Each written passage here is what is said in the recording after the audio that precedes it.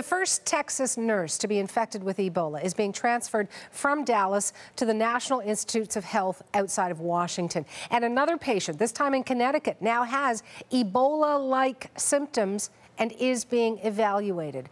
We'll be hearing from the Centers for Disease Control very shortly. Today, they are answering some tough questions at a House committee hearing about the U.S. response to the virus. It comes after a second healthcare worker in Texas was infected with the virus. We're learning more about that patient today. Dallas, by the way, is considering a state of emergency to curb the threat. We've got Lyndsay Duncombe on the story. She joins me live from Dallas. What's the latest, Lyndsay?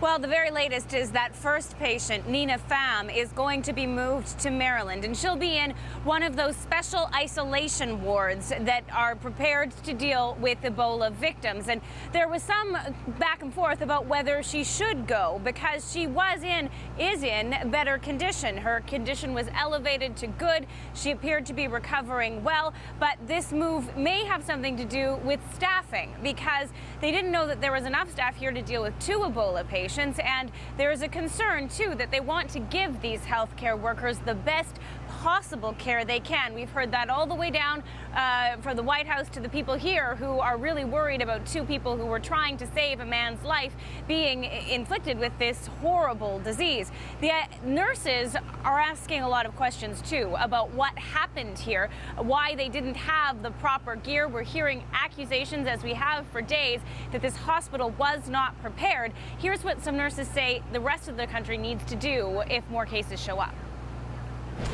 We do need those clear CDC guidelines so that we can perform our jobs in a safe way. We know how to take care of patients. We need the additional training. We need that equipment to be universally available so that we can be ready to address any of the Ebola victims that may come our way.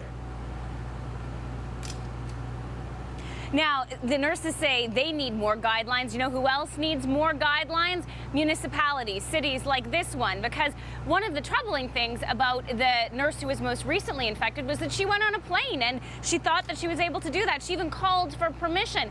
People here don't think that the 70-some people who are being monitored in case they get symptoms should be able to do that, and they want the power to be able to restrict the travel of people who are being monitored. That's where the state of emergency comes in. In a meeting this afternoon, officials will consider what kind of travel restrictions that kind of declaration could give them for people who are being monitored.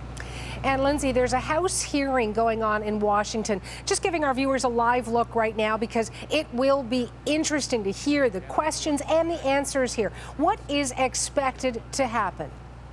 Errors in judgment have been made to be sure. 2 things. The question of blame will definitely come up. These lawmakers want to figure out whose fault what happened in Dallas is. Was it the CDC? Was it the hospital? Was it the administration for not being prepared enough? And the other thing is they want to talk about other things that maybe they should do to prevent it. Some lawmakers have been talking about travel bans from West Africa, restricting people coming into the states from those countries, something that health officials say would not be a good thing to do given the situation in West Africa. But those are the kinds of things that we can expect to be brought up at the hearing.